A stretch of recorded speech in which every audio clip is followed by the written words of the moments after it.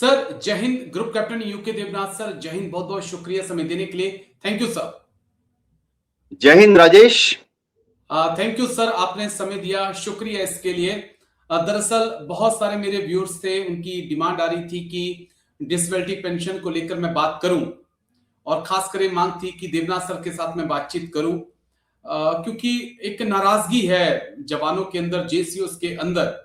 उनका कहना है कि हमारी क्या गलती है अगर हम सर्विस के दौरान डिसेबिलिटी का शिकार हो गए और हमने ये फैसला किया कि हम लॉन्ग सर्विस करेंगे तो हमें टैक्स देना पड़ेगा। बोला ये तो नाइंसाफी है। अगर डिसेबिलिटी के कारण जो बाहर आ गया उसको टैक्स नहीं, लेकिन जो डिसेबिलिटी हो गई लेकिन फिर भी सोच रहा है कि मैं भारत माता की सेवा करूंगा, उसको डिसेबिलिटी पर पेंशन पर टैक्स देना पड़ेगा। कैसे ये जो नया आदेश मोदी गवर्नमेंट लेके आ रही है, इसको आप देख रहे हैं सर? क्या मैं सही हूं, या अगर मैं सही नहीं हूं तो प्लीज मुझे करेक्ट करिएगा। क्या कुछ इस नए ऑर्डर में सर? राजेश, मुझे भी काफी दुख के साथ कहना पड़ रहा है कि ये जो नया ऑर्डर भारत सरकार ने लिया है, इशू करने जा रही है, ये बहुत ही गलत ऑर्डर है। राजेश, क्योंकि ये प्रोग्राम हमारे काफी सारे सिविलियन भाई भी देख रहे होंगे, तो मैं समझा देता हूं कि डिसेबिलिटी पेंशन होती क्या है। देखिए, क्या होता है कि एक तो फौज से रिटायर होने के बाद, लॉन्ग सर्विस के बाद जवान अफसरों को एक पेंशन मिलती है, उसे हम बेसिक पेंशन मानते हैं। उसके ऊपर रिटायरमेंट के बाद इनकम टैक्स देना पड़ता है, ठीक है।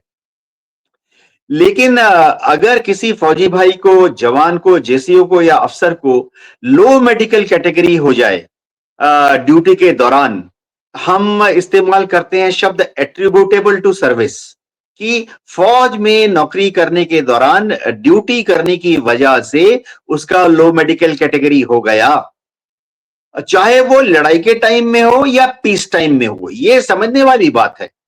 कल हमारा एक जवान जो है पीस टाइम में, शांति काल में, रात को ट्रेनिंग में जा रहा है, खड्डे में गिर जाता है, उसके पैर टूट जाते हैं, वो लो मेडिकल कैटेगरी परमानेंट में चला जाता है। तो पीस टाइम में हुआ है, शांति काल में हुआ है, लेकिन उसको भी डिसेबिलिटी माना जाता है। उसको जो भी डिसेबिलिटी मेडिकल बोर्ड देती है, 20%, 30%, 50%, उतनी डिसेबिलिटी पेंशन मिलती है।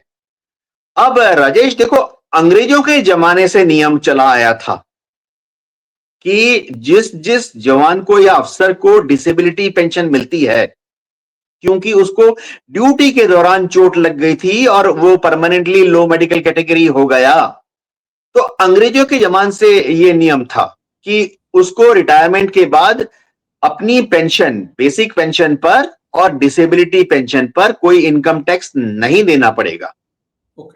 इसकी एक वजह थी, क्योंकि जैसे ही किसी को डिसेबिलिटी पेंशन मिल गई, तो ज्यादा अगर डिसेबिलिटी है तो फौज उसको नौकरी से बाहर निकाल देती है। दूसरी बात है कि अगर किसी को थोड़ा बहुत डिसेबिलिटी है, कि ठीक है, पैर में चोट है, हाथ में चोट है, आंख में कुछ हो गया है, कान में कुछ हो गया है, लेकिन फिर भी वो फौज में अंदर काम कर सकता है, क्योंकि उसका एक्सपीरियंस है ना। देखो, अगर एक ईएमई का ट्रेड्स पर्सन है और उसको मालूम है कि तोप का रखरखाव कैसे करना चाहिए, तो भले ही उस समझो उसकी 2 उंगलियां उड़ गई, भले ही उसके बाएं आंख में किसी वजह से चोट लगकर ट्रेनिंग के दौरान थोड़ा कम दिखाई दे रहा है, वो काम कर रहा है, तो एक मौका दिया जाता था कुछ जवान जैसी और अफसरान को कि वो डिसेबिलिटी के बावजूद फौज में कंटिन्यू करें, जब तक उनकी सुपरएन्यूशन ना हो जाए। मैं मेरा ही एग्जांपल देता हूं। मैं मिग 23 से इजेक्ट किया, पैराशूट से नीचे लैंड कर गया, लेकिन मेरे को 4-5 चोटें लगी, थोड़ी बहुत ठीक हुई, थोड़ी बहुत ठीक नहीं हुई। लो मेडिकल कैटेगरी मेरी परमानेंट हो गई। तो उसके बाद क्या मुझे फौज से निकाल दिया गया? मैंने अर्जी दी कि मुझे फौज में रखा जाए, तो मुझे पायलट की जॉब से निकालकर ग्राउंड ड्यूटीज में एब्जॉर्ब कर लिया गया, यानी एडमिनिस्ट्रेटिव साइड में मैं आ गया।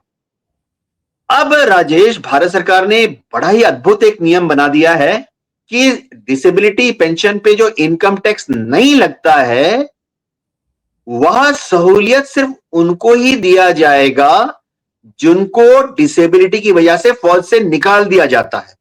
ओके। तो जिनको फौज में आगे सर्विस करने की अनुमति मिल जाती है, उनको रिटायरमेंट के बाद, सुपर एन्यूएशन के बाद डिसेबिलिटी पेंशन पर जो इनकम टैक्स का रिलीफ मिलता था, वो अब से नहीं मिलेगा। अब ये बहुत ही अद्भुत ऑर्डर निकाला है भारत सरकार ने। देखो, डिसेबिलिटी जब हो जाती है किसी की, चाहे कम है या ज्यादा, अब वो फौज में कंटिन्यू कर रहा है, देश की सेवा कर रहा है, पहली बात। अभी भी वो मुश्किल जगह पर ड्यूटी करेगा। तीसरी बात, क्योंकि उसकी लो मेडिकल कैटेगरी है, तो उसकी प्रमोशन में दिक्कतें आती हैं, कई बार प्रमोशन नहीं मिलती है क्योंकि वो लो मेडिकल कैटेगरी है। जी। फिर डिसेबिलिटी की वजह से उसका जीवन में जो लिमिटेशंस है, तो देखिए किसी का पैर टूट गया है, जैसे मेरे केस मेरा लेफ्ट हैंड जो है वो 50% पैरालिसिस हो गया है। अब तो मेरा जो जैसे जो डिसेबिलिटी है वो तो सर्विस के दौरान है ना, बिल्कुल सर। प्रमोशन नहीं मिली, और रिटायरमेंट के बाद भी जब तक मैं जिंदा हूं, वो हैंडीकैप, एक जवान जिसके समझिए बैकबोन में चोट लगी है, वो तो उससे उसके जीवन में तो परिवर्तन आ गया है ना।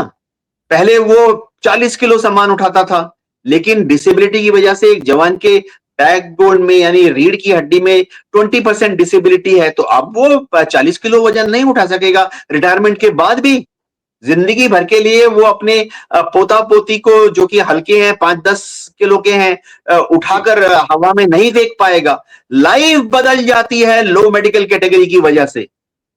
अब भारत सरकार को यह समझाने की बहुत ज्यादा जरूरत है कि ये जो मॉडिफिकेशंस भारत सरकार ने लाया है, नया ऑर्डर, ये फाइनेंस बिल 2026 में, इसको किसी भी तरह से इसका नोटिफिकेशन यानी गैजेट ना इशू करें, क्योंकि इससे जवानों का मनोबल टूटेगा।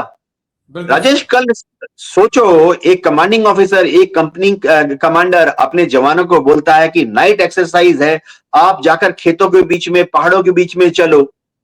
वो जवान तो मन ही मन में ये सोचेगा ना कि यार, अगर मेरी आज चोट लग गई और मैं डिसेबल हो गया, और अगर मैं फौज में फिर भी चलता रहा लुढ़क लुढ़क कर, लंगड़ाते लंगड़ाते, ऐसा होता है, क्योंकि मेडिकल होता बोर्ड है, कहती है बिल्कुल ठीक है होता है ये लंगड़ा रहा है, ठीक है, लेकिन फिर भी इसको फौज में रखो, लॉन्ग सर्विस खत्म करने दो, इसकी पूरी पेंशन देके घर में भेजो। लेकिन सवाल है कि उसकी तो जिंदगी बदल गई ना, जब तक वो फौज में है। उसको देखो, हमारी फौज का कल्चर ऐसा होता है कि जो भी लो मेडिकल कैटेगरी होता है ना, उसको ऊपर वाले और कई बार साथ वाले भी थोड़ा देखते हैं, यार ये तो टूटा फूटा है। ये हमारा फौज का कल्चर। दूसरी बात, वो लो मेडिकल कैटेगरी है, तो जब घर जाता है तो वो नौकरी के लिए भी तो अनफिट है ना, हर तरह की नौकरी नहीं कर पाता है, अनफिट हो जाता है, उसको नौकरी नहीं मिलती। कि जैसे ही सिविल कंपनी को पता लगता है कि इसमें डिसेबिलिटी है, सिविल कंपनी उसको नौकरी नहीं देती है, यार ये तो मेडिकल केस है और कंपनी के पैसे मेडिकल ट्रीटमेंट में ही खा जाएगा। ये भारत सरकार को समझना पड़ेगा कि हमारे जवानों का, जेसीओ का, अफसरों का मनोबल इससे नीचा हो रहा है, हो जाएगा। जी राजेश। जी सर। और आई होप, क्योंकि ये बहुत नाराजगी आ रही है, मेरे पास भी कई लोगों के मैसेज आए हैं और उम्मीद करते हैं कि वित्त मंत्री इसके बारे में सोचे। ऐसा नहीं होगा कि अगर आपने जिस प्रकार से दो प्रकार की फौजी बना दिए, एक परमानेंट एक अग्निवीर, उसी प्रकार से आप दो प्रकार की डिसेबिलिटी ला दें, तो ये तो शायद ये मंजूर नहीं होगा, गले से नहीं उतर पा रहा है।